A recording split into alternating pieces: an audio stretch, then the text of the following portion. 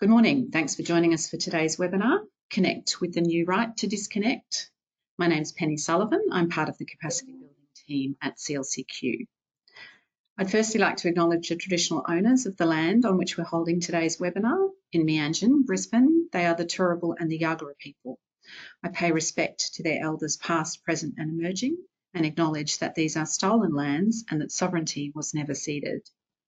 As this webinar is being viewed by people across Queensland and Australia, I also pay respect to the traditional owners throughout the country and extend a warm welcome to any First Nations people listening today. Today, we are really pleased to welcome Jacinda Gray and Nancy Katakis from Cause Chambers Westgarth.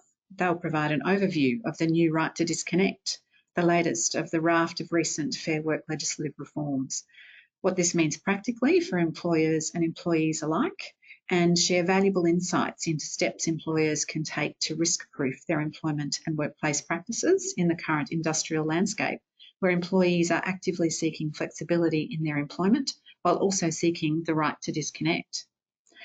We're going to provide attendees with some practical guidance on how an employee might exercise this right, how an employer can respond, the mechanisms available to both parties should a dispute arise, and how the right interacts with the existing Fair Work regime, such as unfair dismissals, general protections claims, and the application of enterprise agreements and modern awards. Nancy and Jacinda can introduce themselves further when I hand over in a moment. But before I do that, just some quick housekeeping. Today's webinar is being recorded and we'll have the recording available to download later today or tomorrow. PowerPoints and other materials are available to download from our website and from the handout section of the GoToWebinar control panel that you can see there. We do encourage you to ask questions. If you could type your question into the question box on the control panel, we'll read the question out at the end, but please feel free to type them in as you think of them. So that's it from me for now. I'm going to hand over to Jacinda and Nancy, and I'll talk to you again at the end of the session. Thanks so much, Jacinda and Nancy. Thanks so much, Penny, and welcome all. It's great to have you join us today. My name's Nancy Katakis and I'm joined by Jacinda Gray. We are both lawyers in the Employment and Labour team at Cause Chambers Westgarth. Our day-to-day jobs involve advising employers on the full spectrum of end-to-end employment and industrial relations issues. Today we're going to try and help you connect with the newly legislated right to disconnect, which is part of one of the three waves of closing the loopholes reforms the government has passed within the last 5 months.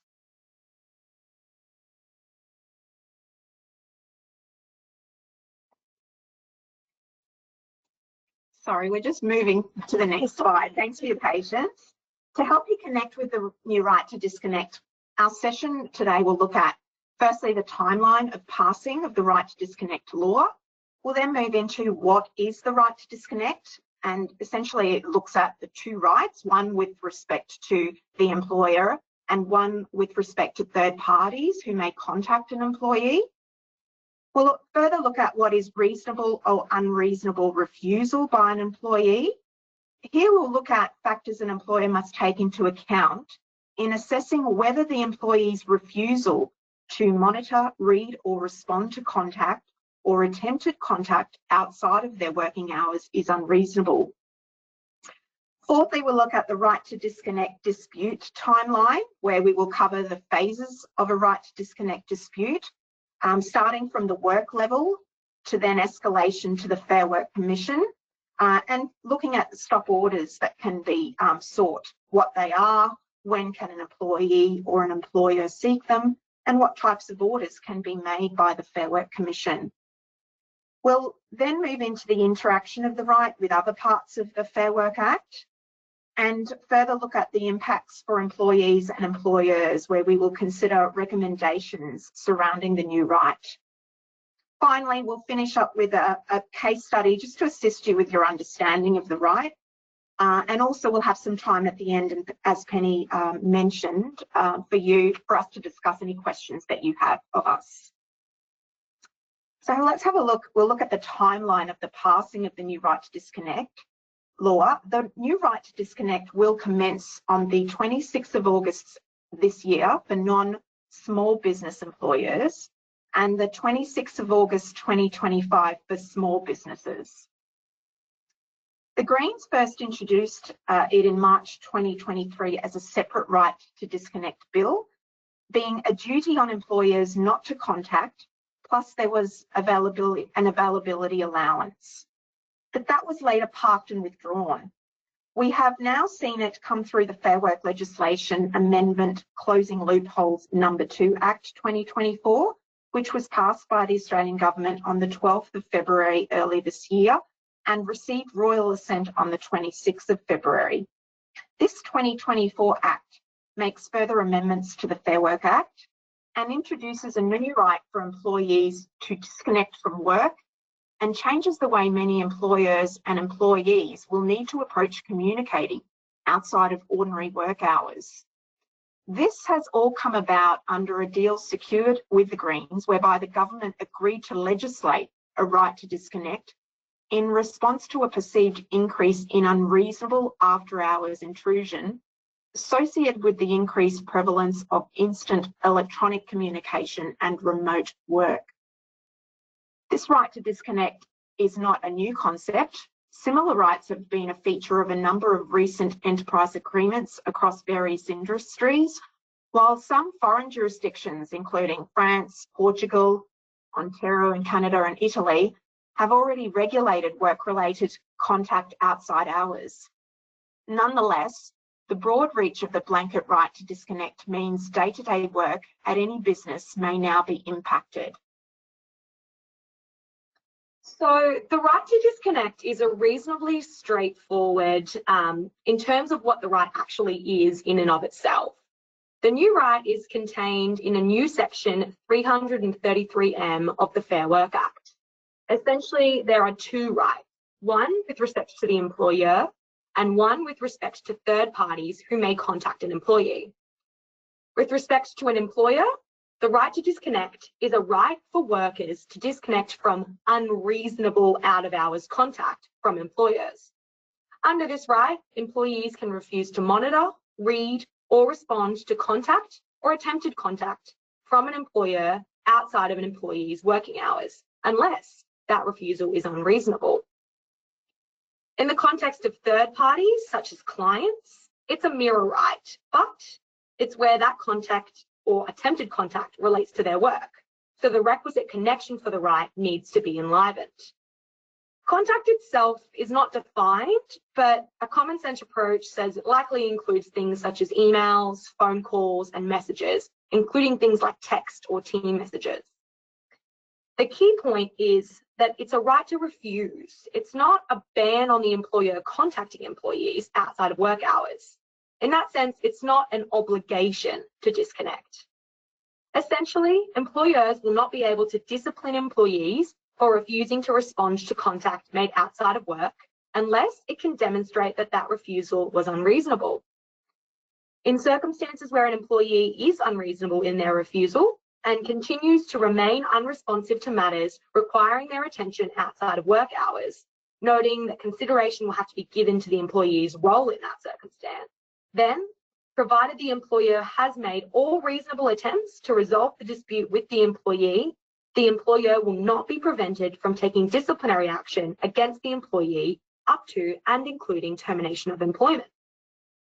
However, the employer should proceed with caution if considering terminating an employee's employment in these circumstances, and should ensure that the reasons for termination are not connected to the employee's reasonable exercise of the right to disconnect. Whilst we'll cover this again further in today's webinar when we look at the interaction of the right with other parts of the Fair Work Act, we wanted to flag at the outset some of the key ways we may see the right to disconnect impact how employers and employees interact in relation to the right. Importantly, the right to disconnect is a workplace right for the purposes of the general protections regime in the Fair Work Act. This means that an employer is prohibited from taking adverse action against an employee, including termination, because they have reasonably exercised the right. Consequently, any disciplinary matters involving an employee's refusal of after-hours contact will need to be sensitively handled. The regime seeks to protect employees who refuse to respond to attempts by their employers to contact them after hours, where such refusal is not unreasonable. The employer may also be exposed to unfair dismissal claims by employees on the basis that there was no valid reason for termination or that the dismissal was otherwise harsh, unjust, or unreasonable. Whoops. Sorry about that. Fly through. Perfect. Great. So moving to what is reasonable or unreasonable refusal. Here we look at the reasonableness of the employee's refusal to monitor, read, or respond to contact or attempted contact from an employer or third party which is outside of the employee's work hours. Without limitation, there are 5 factors that an employer must take into account in assessing whether the employee's refusal is unreasonable. These are, firstly, the reason for the contact or attempted contact. Secondly, how the contact or attempted contact is made and the level of disruption that it causes. Thirdly, the extent to which the employee is compensated to remain available to work during the period in which the contact or attempted contact is made, or for working additional hours outside their ordinary hours of work. Fourthly, the nature of the employee's role and their level of responsibility. And finally, the employee's personal circumstances, which may include things such as family or caring responsibilities. It's also important to note that it will be unreasonable for an employee to refuse contact or attempted contact that relates to their work if the contact or attempted contact is required by another law, i.e. section 333M, subsection 5. It will be interesting to see what guidance material will be released by the Fair Work Commission to provide clarification on how the Commission will approach the question of when communications will be considered reasonable. For example, what types of contact are considered more disruptive? Is a phone call always more disruptive than an email? What about someone who uses their own device for work? In that case, would an email, if you have your notifications on, be equally as disruptive because you don't have the option of leaving your work phone to the side and not checking emails? Secondly, what will be the view on all-in salaries or pay rates that include compensation for out-of-hours contact? It will be interesting to see in what direction this heads, particularly with the reasonable additional hours focus in recent times. Thirdly, is the nature of role determined by the contract, historical convention, or the current facts on the ground? And finally, what is the full scope of personal circumstances that need to be considered for contact to be reasonable?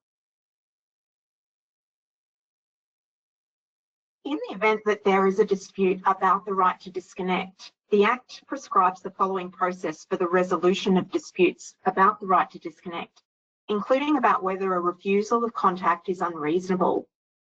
The first phase is the workplace level discussions. In the first instance, the parties to the dispute must attempt to resolve it at the workplace level by discussions between them. It's not specifically clear the sort of steps the Fair Work Commission would expect employers and employees to take at this stage, but it would be safe to assume the requirement would be to act reasonably to attempt to resolve the dispute internally. The second phase is where the employer and employee may apply to the Fair Work Commission for a stop order or to deal with a dispute. If workplace discussions do not resolve the dispute, either party may apply to the Fair Work Commission to make a stop order and or for the Commission to otherwise deal with the dispute. So for a stop order application, a stop order is an order to stop refusing contact or stop taking certain actions, which we will discuss in more detail shortly, and or otherwise deal with the dispute. The Fair Work Commission must start to deal with the stop order application within 14 days after it is made, and thereafter deal with it as soon as reasonably practicable. Option for expedited decisions can be requested by employers for vexatious claims. Certain applications can also be dismissed, such as if they are vexatious or involve excluded matters such as Australia's defence or national security. For applications to the Fair Work Commission to deal with the dispute, the Commission must deal with the dispute as it considers appropriate. This would likely include a conciliation conference or the Commission making recommendations. If the parties notify the Fair Work Commission that they agree to it arbitrating the dispute, the Commission may do so. And representation of either party by a lawyer or paid agent is not a given in the Fair Work Commission and requires the specific permission of the Commission. Thirdly, there's the civil penalties, where ultimately a party can end up with civil penalties for breaches of stop orders, which we will look at a little bit more in a moment.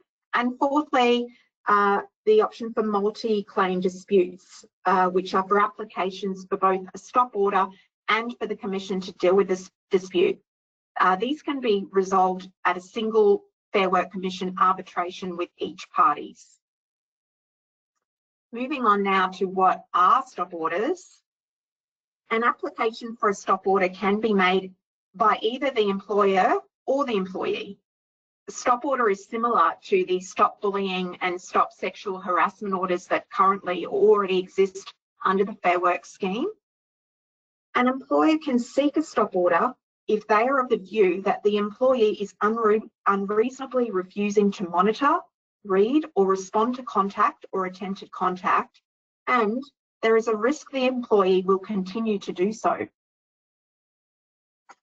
Equally, an employee can seek a stop order in respect of contact where they are concerned disciplinary or other adverse action will be taken against them, where the employer is of the belief that the employee's refusal is unreasonable or because there is an ongoing requirement for the employee to continue to monitor, read or respond to contact or attempted contact. If we have a look at further stop orders, the Fair Work Commission may make any order other than an order requiring payment of a financial penalty it considers appropriate. So, for example, the types of stop orders is to prevent the employee, firstly, from continuing to unreasonably refuse to monitor, read or respond to contact, provided that the Fair Work Commission is satisfied the employee has unreasonably refused to do so and there is a risk they will continue to do so.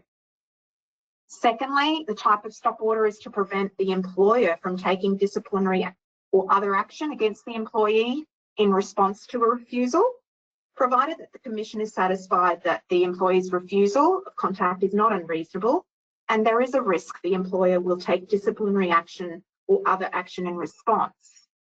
Or a third type of stop order is to prevent the employer from continuing to require the employee to monitor, read or respond to contact, provided that the Commission is satisfied the employee's refusal of contact is not unreasonable and there is a risk the employer will continue to require them to monitor, read or respond to contact. So both an employee and an employer must comply with the terms of a stop order. Contravening the order exposes a party to risks of civil penalty of up to $18,780 for each contravention, but will not be a criminal offence. So looking now at the interaction with other parts of the Fair Work Act, decisions on whether or not the refusal to monitor communications was reasonable will likely determine the outcome of unfair dismissal and general protections claims that seek to use this right. So for unfair dismissal, refusing out-of-hours contact can no longer be a valid reason to terminate, unless that refusal was unreasonable. If employers rely on the fact that an employee is refusing to respond to communications as a reason for termination, and that refusal was reasonable, employers will have trouble demonstrating that there was a valid reason. Unfair dismissal claims may also raise the reasonableness of a disconnection. Of most interest, in our opinion, is the interaction of the workplace right to disconnect with the general protections regime. Employers will be unable to take adverse action in response to employees reasonably refusing to monitor communications. Adverse action is an action that injures an employee in their employment. Injures here is not meant literally in this sense, but instead refers to actions including dismissing an employee, subjecting them to disciplinary action, or refusing to consider them for a promotion. This feeds back to our earlier discussion, as the right to disconnect is a workplace right in this scheme. Employers will not be able to take any action that injures an employee in their employment because that employee has reasonably refused to monitor communications outside of ordinary hours.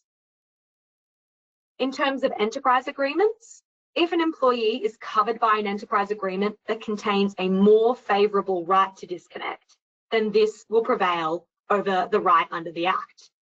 We anticipate that rights to disconnect or availability allowances may be heavily disputed in workplace bargaining for enterprise agreements.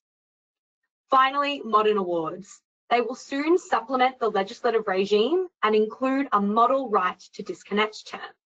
However, a modern award is not invalid on or after commencement if it does not include a right to disconnect term.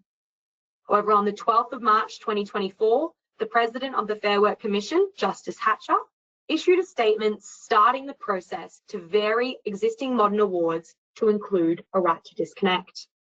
To assist in this process, Commission staff conducted an initial analysis of modern award terms that may affect a right to disconnect, including overtime, reasonable additional hours, and minimum payment period.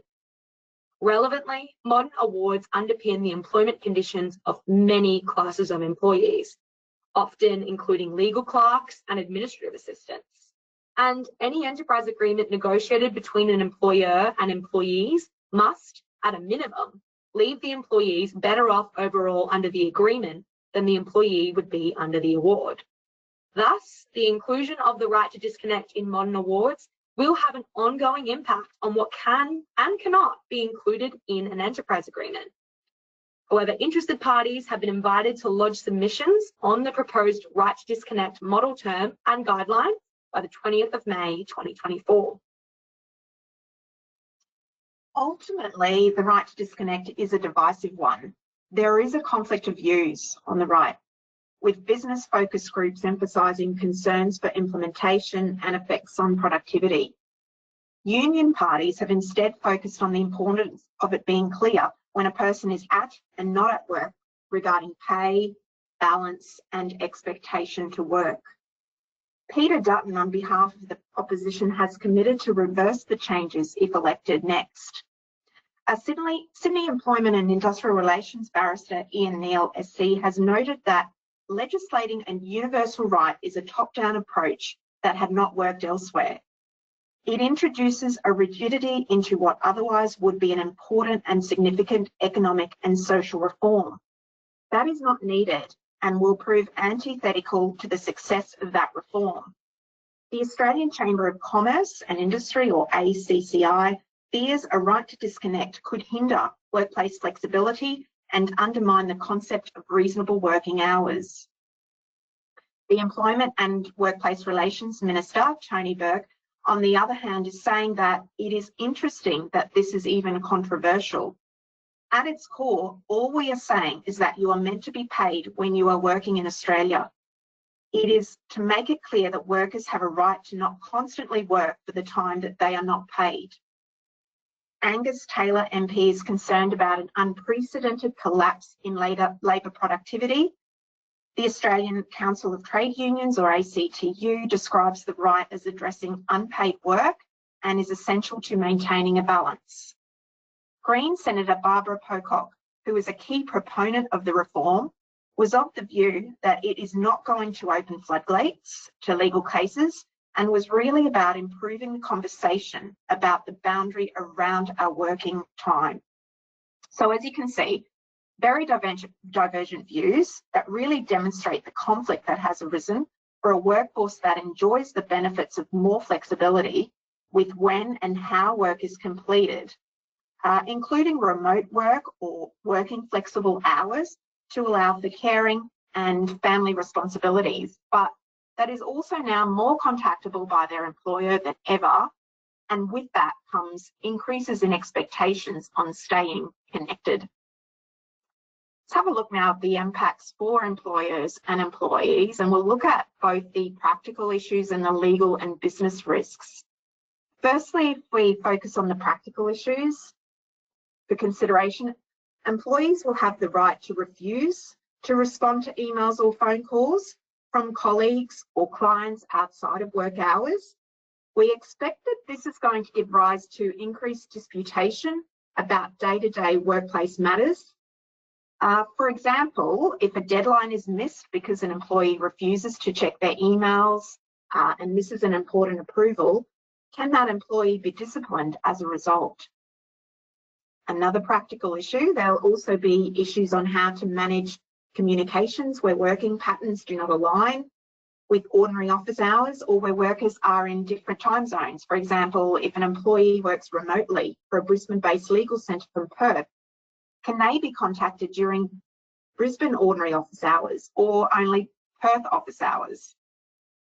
Also looking at how to identify working hours for those employees that are offered flexible work arrangements. For example, if an employee leaves work at 3 p.m. each day to pick up their child from daycare and then logs back in at 5 p.m. to work their additional 2 contracted hours, can they be contacted during the period between 3 to 5 p.m, given that is ordinary hours for most other employees? Can they be contacted after 5 p.m, given that is when they are working their ordinary hours? Employers should take steps to address the potential risks while also preserving appropriate levels of flexibility. We will discuss some recommended steps to prepare for the changes shortly. There is also no time limit as to when an employee can exercise their right and commence disconnecting.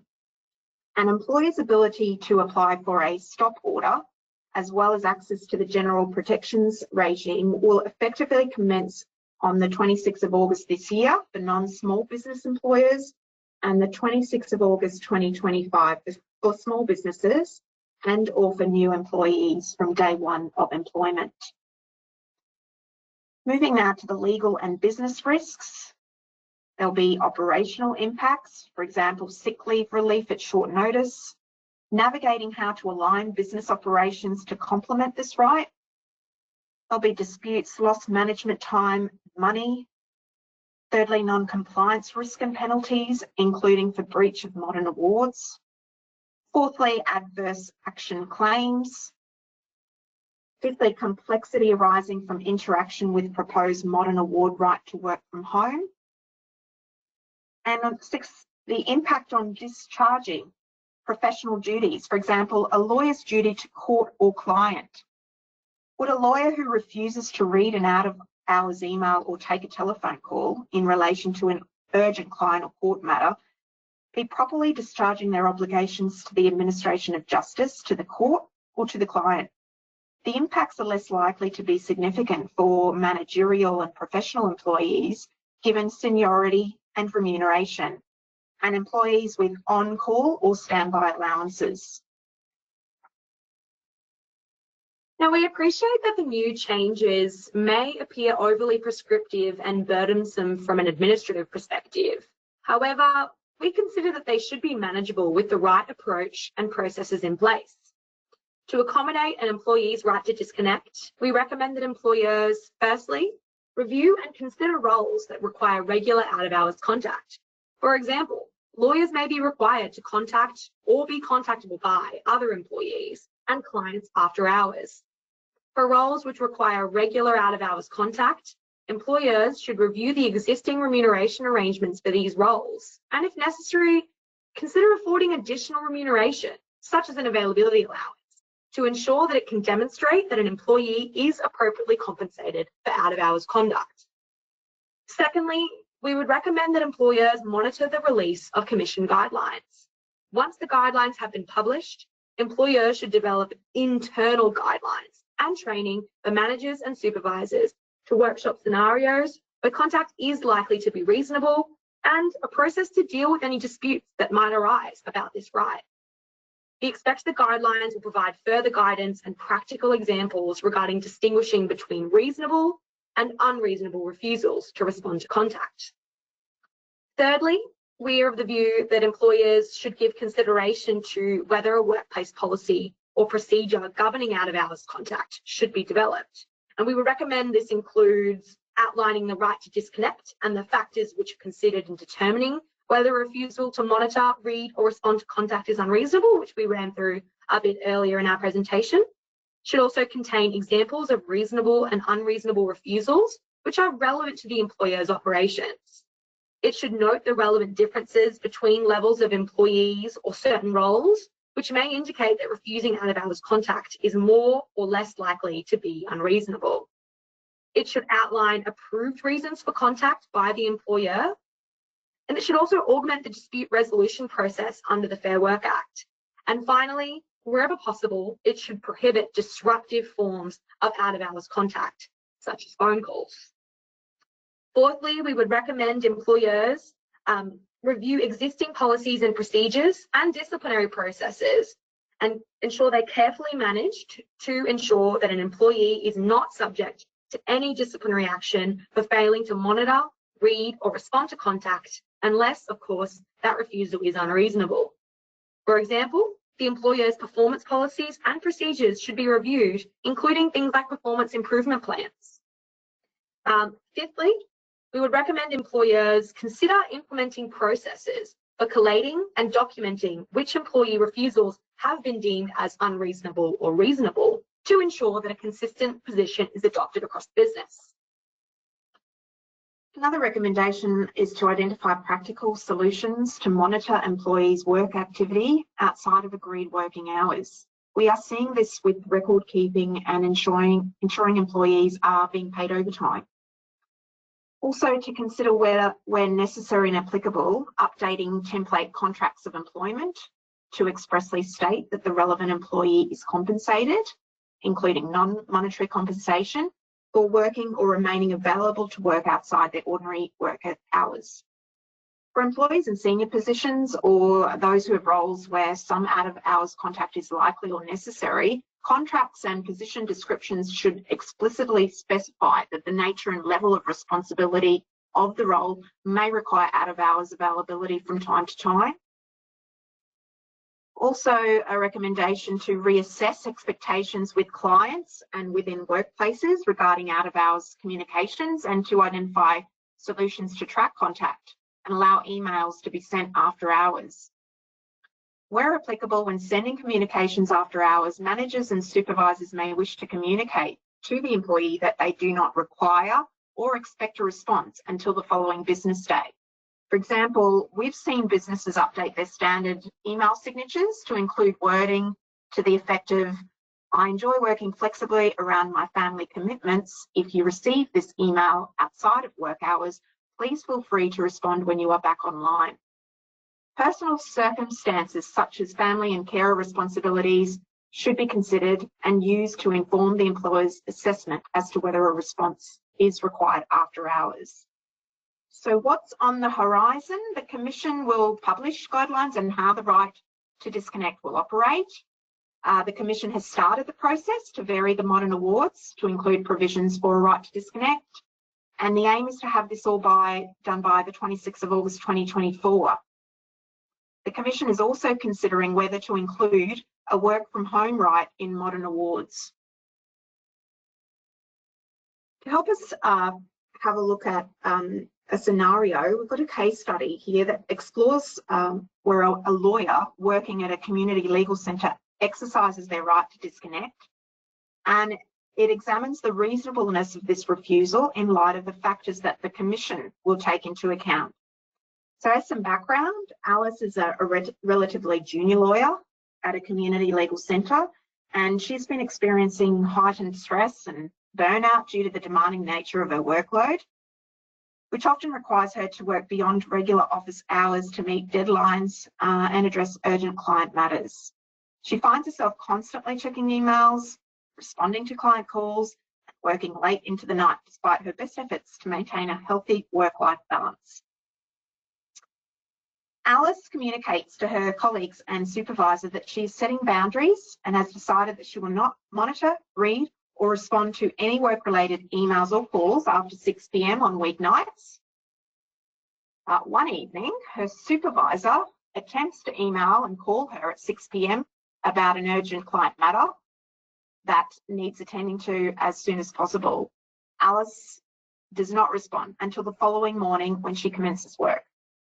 That following morning, her supervisor expresses concern about her decision to disconnect from work after hours, And while acknowledging the importance of work-life balance, the supervisor highlights the urgency of some client matters and the expectation for lawyers to be readily available to address pressing issues, regardless of the time. So what next? If Alice's supervisor was of the view that her refusal of contact was unreasonable, and they were concerned that she may continue to unreasonably refuse to monitor, read, or respond to contact, then in the first instance, her employer may attempt to resolve the dispute at the workplace level by discussing concerns with Alice directly. If those workplace discussions don't resolve the dispute, then Alice's supervisor may make an application to the Fair Work Commission for a stop order to prevent Alice from continuing to unreasonably refuse the contact. We will discuss the possible merits of such an application when considering the reasonableness factors in a moment. But if Alice was of the view that her refusal of the contact was reasonable, and she was concerned that her supervisor would either take disciplinary or other action against her, or would continue to require her to monitor, read, or respond to contact outside of hours, despite her reasonable refusal, then Alice would also, in the first instance, seek to resolve the issue with her supervisor at the workplace level. If that workplace discussion did not resolve the dispute, then Alice may also make an application to the Fair Work Commission to for a stop order to prevent her supervisor from taking disciplinary or other action against her on account of her refusal, and or prevent her supervisor from continuing to require her to monitor, read, or respond to contact or attempted contact out of hours. Alternatively, Alice may also have recourse under the general protections or unfair dismissal regime, depending on what action is taken by her supervisor in response to her refusal. Now that we've considered practically what might happen next, let's analyse those 5 factors that the Commission will take into account when determining whether the refusal was unreasonable in considering an application for any of the stop orders we previously mentioned. First factor is reason for the contact or attempted contact. So in Alice's case, while some client matters may be urgent, not all communication may require immediate attention after hours. If the attempted contact by the supervisor was for an urgent task that needed to be attended to overnight and could not wait to be dealt with the next business day, then Alice's decision to disconnect would likely be deemed unreasonable. However, if the attempted contact by her supervisor was for a non-urgent task that could wait until the next business day to be addressed, Alice's decision may be deemed reasonable. Looking at the second factor, how contact is made and the level of disruption. If Alice received multiple emails and calls after hours, which disrupted her personal time and caused her significant stress, her refusal may be deemed reasonable. However, if the contact is infrequent, such as the email and call in this case, and genuinely urgent, Alice's refusal may be deemed unreasonable. The third factor, compensation for availability and working additional hours. If Alice is not adequately compensated for her availability and the expectation to respond to work-related communication after hours, her refusal may be justified as reasonable. But if Alice is appropriately compensated for out-of-hours contact and the demands of her job, her refusal may be viewed as unreasonable. So turning to the fourth factor, the nature of Alice's role and the level of her responsibility. The expectations and demands associated with her role are relevant. As a lawyer, Alice's role likely requires her to be available for urgent matters after hours, whereby if the contact was for an urgent matter, her refusal may be unreasonable. However, if Alice's workload allows for more flexibility in responding to non-urgent matters, her decision to disconnect may be more justified as reasonable. Alice's seniority may also be relevant here. As a junior lawyer, there is likely a lesser expectation that Alice makes herself available for contact out of hours, whereas if Alice was a manager of the centre, this expectation may be greater. And looking at the final factor, her personal circumstances. If Alice has caregiving responsibilities or other personal commitments that require her attention after hours, her refusal may be reasonable, and it may be up to the employer to reallocate that work after hours.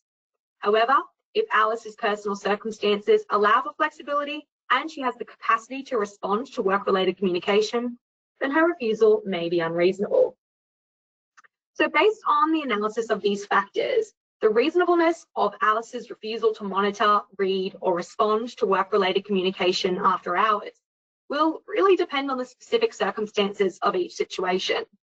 Additionally, if Alice's employer was to take disciplinary action against Alice for exercising her right to disconnect, for instance, loss of opportunity to be promoted, Alice may be able to bring a general protections claim. So to conclude, this case study, it really highlights the complexities surrounding the right to disconnect, particularly in the legal profession, where the need for legal assistance often extends beyond ordinary hours. But by implementing the recommendations we've outlined today, employees and employers can work towards achieving a better balance. We hope that today's webinar has answered many of the questions that you had prior to attending. What other questions do you have regarding the new right to disconnect? Great, thank you guys. That was so interesting. And what I tended to find was as each question came into my mind, you then answered it. So that was a sign of can I say, a very good presentation. That was really thorough. So thank you so much. Having said that, there are a few questions that have come through. Some of these might already have been answered through the presentation, but I thought just worth circling back and getting you to specifically respond. So Stephen has asked a fairly, I guess, philosophical question in some ways. Doesn't the word unreasonable invite litigation? It's a very good point. Absolutely. I think nearly every bit of litigation I've been involved in has really hinged on that point of reasonable, because it's inherently both subjective and objective. So I think, in my opinion, that'll be one of the really key aspects of this right, that not only will be debated extensively, but will, as Nancy and I sort of mentioned, will really go to how this right interacts with unfair dismissal and general protections. So great question, and very, very much correct. Yes, and I think just has so many different aspects to it. So if we get time, I have a particular flavour of that I wouldn't mind exploring with you, but I'd like to move through the questions from the audience first. The next one comes from Kate, who's said, regarding phase 4, page 7, multi-claim disputes, could that be a class action against an employer? I'm assuming you might know what that is. Yeah, I probably wouldn't say it would take the form of a class action. Like, obviously, there's always class actions can be definitely raised in that sort of sense, but that specific the wording has escaped me, that's more intended to cover where an employee is not only just seeking a stop order, but also to have some other aspect of the dispute dealt with. So Nancy and I sort of discussed this yesterday, because we sort of thought, okay, well, what other disputes outside of a stop order could be brought here? And we were sort of thinking it might be things like, if I'm being requested to work additional hours and be contacted outside of hours, then I want to raise a dispute because I think my pay should be more, that sort of thing. So you might want to run that avenue at the same time as running your stop order. That's sort of more where that multi will come into play. But very good point, we might see class actions in this space if an employer is particularly prolific, in how they kind of contact their employees. That's a really good question. Yeah, great. Okay, thank you. And you've touched briefly on an aspect of it that I was going to explore with you. So now the next question comes from Julie. And it's relating to people who work in the legal system. She said, at present, the court is able to order professionals to make themselves available to give evidence during court proceedings, even if the person is on pre-planned leave or out of the country. If these requests are disputed, courts have issued an arrest warrant to have the professional brought to court. This is not an issue about remuneration, but an issue of being permitted to fully disconnect from work during approved leave periods. So it's not really about the employer, but about the powers of the court. So any reflections you might have about that? It's a really good point. I hadn't thought of it in that kind of light. I guess in a sense, in that way, there already sort of is conflict in terms of how disconnecting from, particularly in the legal profession, how that kind of interacts with our role. So that is a great point, and I'm interested to see how these two things can kind of line up together. Yes, I think there's many aspects of this that will throw up some interesting points to explore. Absolutely. Yeah.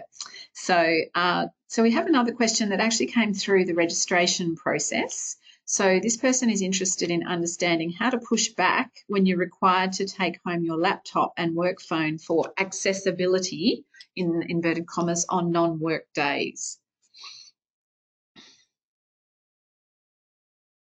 As in a practical sense, sort of how to push back. Yes, I think so. Yep. Yeah.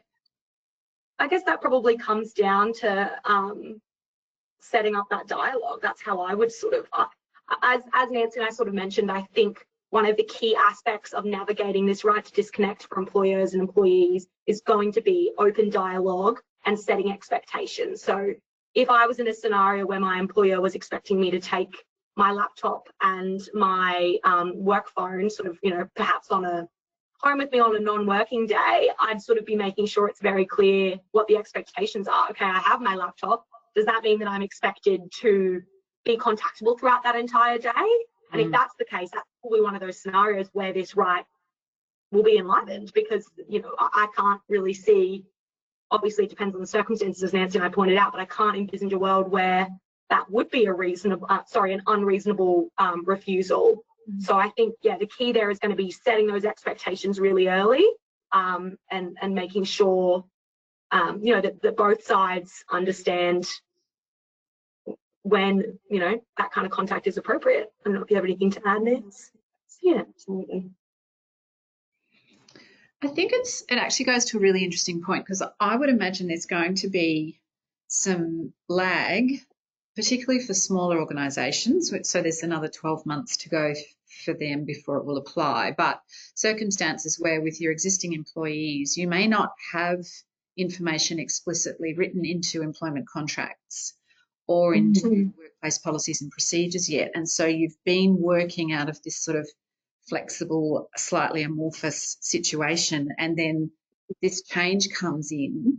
And so is there, I suppose some of that is really around the bargaining power between the employer and the employee in having some conversations about what is reasonable and what feels reasonable.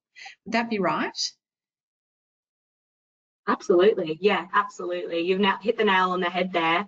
And I think as well, this whole circumstance probably reinforces how important sort of having those more formalised flexibility arrangements is. Because as you sort of said there'd be so many employees who work on these kind of unspoken flexibility arrangements. And that now that this has come into play, it sort of then throws up into the air, can I enforce that? I've been able to go home at 4 o'clock every Friday for months now. Am I still able to do that? Is my employer able to say no? That sort of thing can get really complicated. So I think one of the key things I think that comes out of this is making those arrangements more formal, and whether that be through review of employment contracts, review of enterprise agreements, review of existing individual flexibility arrangements, that kind of thing. I think that's going to be one of the big things we see come out of this. So I think that's absolutely a great point. Yes, great. Okay, excellent. This next question came through the registration process, and I think there's a pretty clear answer to it, but I'm gonna answer it anyway. Ask it anyway, and give you guys a chance to answer. Can an employer dismiss you for legitimate and evidenced absence from work due to sickness? Sorry, can you repeat that again? Sure. Can an employer dismiss you for legitimate and evidenced absence from work due to sickness? No, definitely not. Yeah, as long as you're entitled to, take personal leave as required, and as long as it's evidenced. There's obviously throws up scenarios in more longer term. I feel like probably broaching outside of right to disconnect here, but longer term management of ill or injured employees. But it's not exactly something that would look particularly favourable, I imagine, in an unfair dismissal claim if someone's had a few days off sick, they've got a doctor's certificate and the employer terminates their employment. Absolutely. It depends on the circumstances, I think, as well, as to if there's been a long, like they've been taking, exorbitant amounts of sick leave and what the actual situation around it, I think. So it's hard to sort of give a definite, clear answer. Absolutely. Yes, I thought there might be some shades of grey in that question, which is why I thought it was worth sort of asking, given that it would depend very much on the circumstances and the history of using sick leave and those sorts of things. So we've reached the end of I think we've reached the end of the questions from our audience. Let's just make sure I double check that. Forgive me, I just had navigated away from that screen. Yes, so that's the end of the questions from our audience. But there was one thing that I thought was perhaps worth exploring, which is a little bit sort of linking into the point I just made previously. So one of the things that we're seeing very much in our CLC sector now here across the country is that our workers are significantly underpaid in comparison to other sections of the legal assistance sector. And so what you'll see is that people who have senior roles in our sector are still significantly under-remunerated. So I guess one of the things that I was interested in is how do you would you think that reasonableness would be assessed when you might have someone who is in a senior position notionally or actually, but from a pay level, it's, they could argue that they're not being paid enough to be able to justify the amount of out-of-hours contact or work that they're required to do. Does that then fall back into a matter of negotiation with the employer about those arrangements?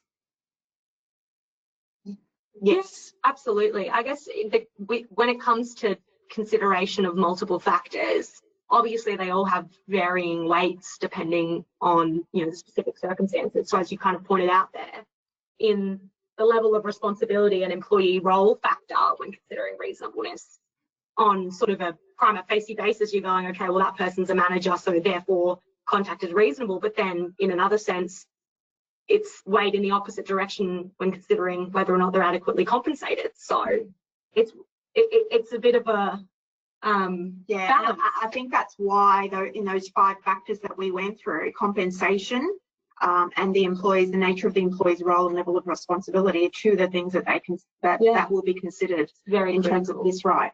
So it probably does then come down to what's written in the contract, what's written in the enterprise agreement, that kind of underlying employment document. So it does then become quite critical in terms of negotiating and bargaining power, I guess, to sort of push back in that sense and have a right to disconnect written into the contract if that's sort of, if you're concerned, I guess, that the fact that you're a senior employee might weigh against a reasonableness assessment. So that's a really good point and something that I hadn't considered in terms of how this would impact the legal profession specifically. Yes, look, I think that's why I raised it, is because it's quite specific to potentially the CLC context or the community services context, where you have lower rates of pay, people doing incredibly demanding roles with, in some cases, just significant amounts of out-of-hours contact. And I think there's a tension between those 2 sort of elements of what goes to reasonableness. So there's a seniority question, but then there's a remuneration question. So I think it's going to be a tricky question to navigate in CLC land. Absolutely. I think the first person who raises it in that circumstance, I think will have a very captive audience of the rest of the legal profession, because I know when this came in, there was definitely a bit of a chatter throughout our office, and I'm sure many other legal offices, as to what does this mean for us. So I think it'll be really interesting to see what happens. Yes, I think that's right, and it's something that we at CLCQ will need to be sort of helping our centres work their way through, I suspect. Absolutely. All right. Well, I think that brings us to the end of the questions that we have. So I wanted to say thank you to you both for such an informative and comprehensive presentation. That's really, I guess, shone a light on some of these potentially quite tricky questions. And look, it's fantastic to have had you present. We're deeply appreciative. Thank you to our audience for registering and participating today. We trust you found that helpful. Don't forget, we've got a feedback survey that'll pop up on your screen once the webinar is closed. If you could take some time to respond, that would be really helpful. It does always help us to continually improve our program. I'm sure our presenters will be interested in the comments. So that's it from us for now. Thank you very much, and we look forward to seeing you at the next webinar. Thank you. Thank you. Thank you.